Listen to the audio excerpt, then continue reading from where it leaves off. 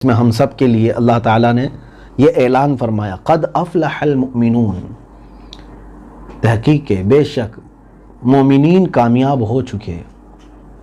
یہاں پر قد کا جب لفظ آتا ہے عربی میں تو وہ یقین کے لیے آتا ہے۔ جب قد کا لفظ آتا ہے تو یقین کے لیے، یعنی جو چیز ہو چکی اس کے بارے میں کہا جاتا ہے۔ اب اللہ تعالیٰ نے یہاں پر جو فرمایا قد افلح، اس میں پاسٹ ٹینس یوز کیا گیا ہے، یعنی ماضی کا لفظ۔ یہ نہیں فرمایا جا رہا ہے کہ مومنین کامیاب ہوں گے، نہیں، بلکہ مومنین کامیاب ہو چکے، اور وہ بھی یقین کے ساتھ۔ اب جو مومن ہے پھر اگر وہ پوچھے کہ ہم کہاں کامیاب ہیں، قرآن تو کہہ رہا ہے مومنین کامیاب ہو چکے، اور اگر کوئی سوال کر رہا ہے نہیں ہم نہیں ہوئے، تو پھر ظاہر سی بات ہے اب اس میں تحقیق کی ضرورت ہے۔ بظاہر حالات تو نظر نہیں آ رہے ہیں کہ مومن کامیاب ہیں، مسلمان مومنین کامیاب ہیں ایسا دکھ تو نہیں رہا ہے، لیکن قرآن کہہ رہا ہے مومنین کامیاب ہو چکے، تو کیا قرآن میں کوئی شک و شبہ ہے؟ لیکن اب مومنین کا سوال کرنا بھی اپنی جگہ پر ہے کہ کیا کامیابی اسی کو کہتے ہیں؟ آج ہم در در کی ٹھوکریں کھا رہے ہیں، مجبور ہیں، اقتدار ہمارے پاس نہیں، یعنی تمام چیزیں ہماری سب چھین جا چکی ہیں، تو کیا یہ کامیابی ہے؟ تو پھر آپ کو جواب کے طور پر آگے کی آیتیں تلاوت کرنی چاہیے، تب معلوم پڑے گا اللہ رب العزت نے کن مومنوں کی کامیابی کا ذکر یہاں فرمایا۔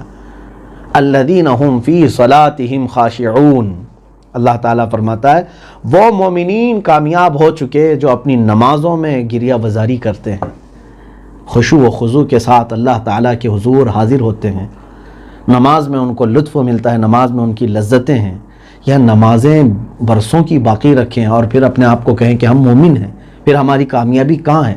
تو پہلے تو آپ کو اپنے گریبان میں جھانک کر دیکھنا چاہیے۔ اس رب ذوالجلال نے جو وعدہ فرمایا وہ یقین کے ساتھ پورا فرمایا ہے۔ اس نے فرمایا مومنین کامیاب ہیں، تو یقیناً کامیاب ہوئے بھی۔ مدینے سے نکلے ہوئے وہ مومنین جو پورے دنیا کے چپے چپے میں گئے، اور کہاں ان کو کامیابی نہیں ملی مجھے بتاؤ؟ انہوں نے اپنے گھوڑے دریا میں دوڑائے تو وہاں پر بھی راستے، جنگلوں میں گئے تو وہاں کے درندے ان سے دوستی کر چکے ہیں۔ کس مقام پر انہوں نے اپنا پرچم حق نہیں بلند کیا؟ بادشاہوں کے محلات کے اندر بھی بے خوف و بے خطر وہ چلے گئے اور اعلاء کلمت الحق ادا کیا ہے۔ تو ان کے لیے وعدہ کیا رب تعالیٰ نے، اور وہ وعدہ پورا ہوا بھی، کامیاب تھے وہ۔ ارے وہ مومنین جو پیوند لگے کپڑے پہننے والے اور صرف کھجور پر پوری زندگی گزارنے والے دن اور رات میں، لیکن ہیبت کا یہ عالم ہے کہ تخت پر بیٹھے ہوئے بڑے بڑے بادشاہ ان سے تھرا رہے، کانپ رہے۔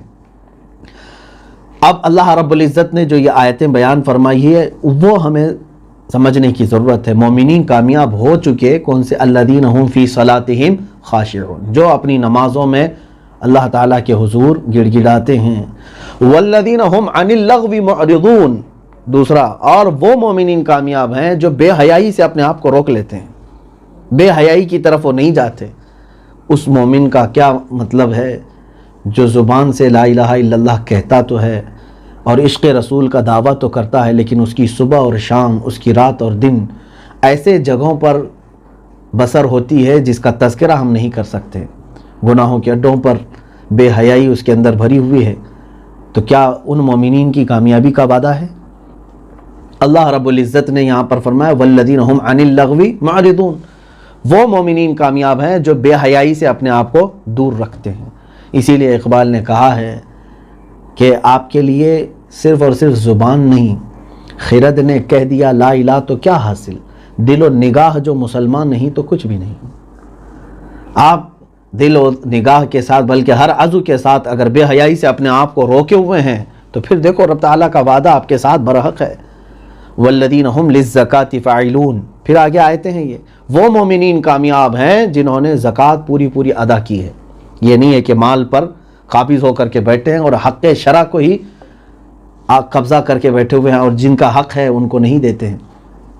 اب ایک اور آیت جو آئی ہے وہ صحیح، وہ اگر دیکھا جائے بہت امپورٹنٹ ہے ہماری زندگی میں۔ اللہ تعالیٰ فرماتا ہے والذین هم لفروجہم حافظون، اور وہ مومنین کامیاب جو اپنی شرمگاہوں کی حفاظت کرتے ہیں۔ یہ زندگی کا سب سے اہم حصہ ہے ہمارا کہ انسان کی پارسائی، ہماری عفت اسی میں ہے کہ اگر ہم نے اپنی شہوتوں کو کنٹرول کیا، اور اپنی شرمگاہوں کی حفاظت کی تو اللہ تعالیٰ کی مدد تمہارے لیے ہمہ وقت ہے۔ اور اب ان چیزوں کو میں نے جو بتایا ہے، نماز کے متعلق آیت ہے جو نماز میں گڑ گڑاتے ہیں، دوسرے بے حیائیوں سے اپنے آپ کو روکتے ہیں، تیسرے زکوٰۃ پوری ادا کرتے ہیں، چوتھے اپنی شرمگاہوں کی حفاظت کرتے ہیں۔ یہ 4 صفات اگر تمہارے اندر ہیں مومنین کی تو ان کے لیے پہلے ہی اللہ نے وعدہ کر دیا، قد افلح المؤمنون، تحقیق کے بے شک وہ یہ مومنین کامیاب ہو گئے۔ جس مومن کے اندر یہ صفات ہیں وہ یقیناً کامیاب ہے، وہ یقیناً کامیاب ہے۔ نماز ایسی کہ اس میں مہ ہو جائے تو اسے دنیا و ما فیہا کی خبر نہ ہو۔ مولا علی کرم اللہ وجہہ الکریم جب نماز کے لیے تشریف لاتے تو آپ کے جسم کو دیکھتے لوگ رونگٹے کھڑے ہو جاتے، کبھی چہرہ پیلا پڑ جاتا تھا۔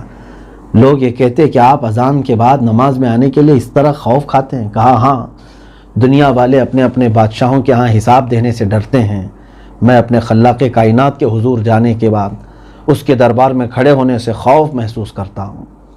جس کو یہ تصور ہوگا کہ اللہ کی بارگاہ میں کھڑا ہوں تو پھر اس کی نماز دکان کے حساب کتاب میں نہیں چلتی، ادھر ادھر کے خیالات میں نہیں چلتی، بلکہ وہ ہمیشہ، اسی لیے میرے مصطفیٰ کریم صلی اللہ علیہ وسلم نے حکم یہ فرمایا، ایسے نماز پڑھو کہ تم اللہ کو دیکھ رہے ہو۔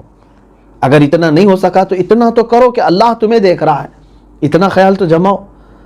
ایک بار آپ کے پیر میں تیر چبھ گئے حضرت علی کرم اللہ وجہہ الکریم کے، اور تیر جو ہوتے تھے کیسے، سامنے سے وہ اس طرح سے ایرو ہوتے تھے کہ اندر جا اگر کھینچتے تو گوشت نکل کے آ جاتا، سوئی اور وہ سلاخ کی طرح نہیں، سیدھے تیر اس طرح سے سامنے سے ٹرائنگل شکل کی ہوتی تھی، سامنے کا حصہ جس کو مثلث کہتے ہیں، اور اندر جانے کے بعد وہ پیوست ہو جاتی، پھر واپس نکالنے کے لیے لاک رہتی تھی تیر۔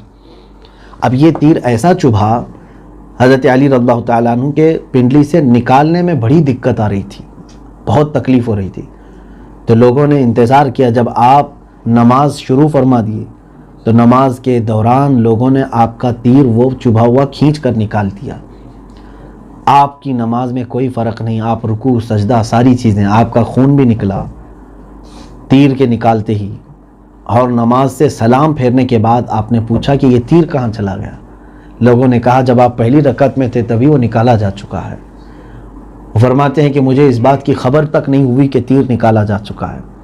عزیزان گرامی، جو ملاقات رب کے اس قدر متمنی ہوں، ان کو جب تیر کے نکلنے کا خوف یا ڈر یا درد نہیں ہوتا تو جب ان کو اپنے رب تعالیٰ سے ملاقات کا آخری وقت آتا ہے تو روح نکلنے کا کہاں سے خوف ہوگا؟ من کان یرجو لقاء ربہ، جو اپنے رب سے ملاقات کی تمنا رکھتا ہے تو پھر اسے چاہیے کہ وہ نمازوں کی طرف آئے، نیک اعمال کی طرف آئے، اور یہ تصور لائے کہ میں اپنے رب سے ملاقات کر رہا ہوں۔ عزیزان گرامی، یہ نمازیں تو اس قدر لوگوں کی آج باقی ہیں، اللہ کی پناہ، اللہ کی پناہ، یہ قرض ہے اللہ تعالیٰ کی طرف سے۔ اور یہ نہیں سوچنا کہ آخر زمانے میں توبہ کر لوں گا اور دنیا سے جاؤں گا، رحمان ہے، وہ رحیم ہے، معاف کرے گا۔ یقیناً توبہ کے بھی اصول ہیں میرے عزیزوں، توبہ کے اصول یہ ہیں کہ گناہ 2 طرح کے ہیں، ایک گناہ وہ ہیں جو صرف اللہ تعالیٰ کے فضل و کرم توبہ سے معاف ہو جائیں، شراب پیتا تھا چھوڑ دیا، ٹھیک ہے اب توبہ کر لیا، معاف کر دے گا رب تعالیٰ۔ سود کھاتا تھا چھوڑ دیا، اللہ تعالیٰ معاف فرمائے گا۔ لیکن کچھ گناہ ایسے ہیں جو نہیں کرتا تھا، جیسے زکوٰۃ نہیں دیتا تھا کبھی اور نماز نہیں پڑھتا تھا کبھی، تو ایسا نہیں کہ آپ بیٹھ کر کے توبہ کر لے گا تو سب معاف ہو جائیں گے، بلکہ توبہ کے لیے شرط ہے کہ جتنا پیچھے اس کا چھوٹا ہوا ہے یہ سارا حصہ وہ پہلے کمپلیٹ کرے، پھر اس کی توبہ قبول ہوگی۔ یعنی دونوں کرنا ہے اس کو، نمازوں کی قضا بھی کرے، زکوٰۃ کو قضا ادا بھی کرے، اور اس کے بعد توبہ کرے، تب وہ معاف ہوگا۔ برسوں کی نماز رکھ کر کے لوگ یہ سوچتے ہیں کہ میں توبہ کر کے دنیا سے چلا جاؤں گا۔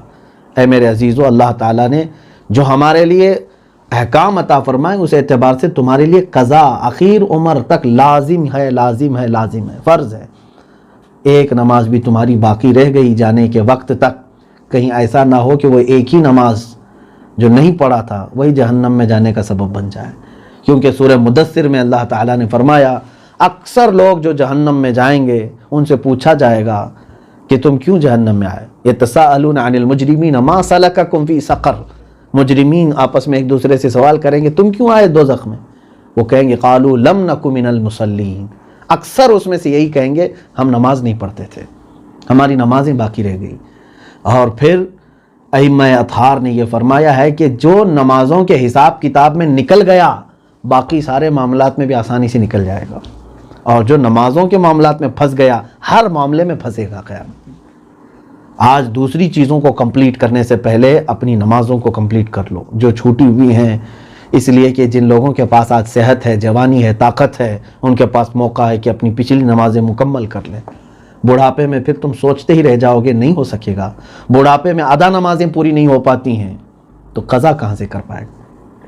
پھر رہی بات بے حیائی سے بچنے کی، آج میں دیکھ رہا ہوں پوری دنیا نے ایڑی چوٹی کا زور لگایا ہے ہماری تمام ماحول کو، ہماری آئیڈینٹیٹی کو، اسلامی کلچر کو پورے طور پر ختم کرنے کے لیے۔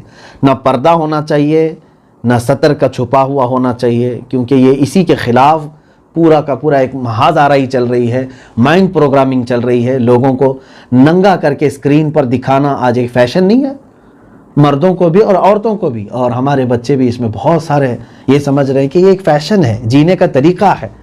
بے حیائی کو عام کر کے آج لوگ یہ سمجھ رہے ہیں کہ یہ ایک فیشن ہے، نیو کلچر ہے۔ یہیں پہ اللہ نے فرمایا جو بے حیائی سے نہیں بچ سکا تو پھر تم سمجھ لو تم کامیابی کی طرف آ بھی نہیں سکو گے۔ اللہ کی مدد جن مومنوں کے لیے ہے اس میں اللہ نے یہ فرمایا جنہوں نے بے حیائی سے اپنے آپ کو روکا ہے۔ مومنین کے لیے نہیں ہے یہ سب کلچر جو آج رواج دیے جا رہے ہیں۔ اور اس کے علاوہ معاذ اللہ رب العالمین دیکھنا قیامت کے قریب اب زنا کا عروج اتنا زیادہ ہوگا۔ میرے آقا صلی اللہ علیہ وسلم نے فرمایا تم لوگوں کو دیکھو گے کہ ایسے زنا کریں گے جیسے جانور راستوں پر جوڑا کھاتے ہیں۔ جانوروں کو کوئی تمیز نہیں، ان کا پاس عقل بھی نہیں ہے، تو وہ جہاں پائے اپنی مادہ کے ساتھ شریک ہو جاتے ہیں۔ تو انسانوں کے اندر بھی یہ کیفیت آ جائے گی، اور یہ مغربی ممالک آج اس چیز میں ملوث ہو چکے ہیں۔ ان کے ہاں سر عام عورتوں کو باہوں میں لے کر بیٹھنا اور ان کے ساتھ غلیظ حرکتیں کرنا یہ کوئی معیوب بات نہیں ہے۔ سڑکوں پر، پارک میں، بیچ پر، اور نہ جانے کیسے ایسے علاقے خاص کر دیے گئے ہیں جہاں عریانیت کے ساتھ یہ سارے کام جیسے جنگل میں جانوروں کے ساتھ ہوتے ہیں اسی طرح سے انسانوں کے ساتھ ہو رہے ہیں۔ تو کیا آپ سب مومنین و مومنات بھی اس کلچر کو ایڈاپٹ کرو گے؟ اور جس دن تمہارے اندر یہ بے حیائی آئی، یہ کلچر آیا، اللہ تبارک و تعالیٰ کا غضب بھی تمہارے ساتھ ہوگا۔ مدد کی کوئی وہ سوچنا بھی نہیں، اور نہ ہی کامیابی ہے تمہارے لیے۔ سورہ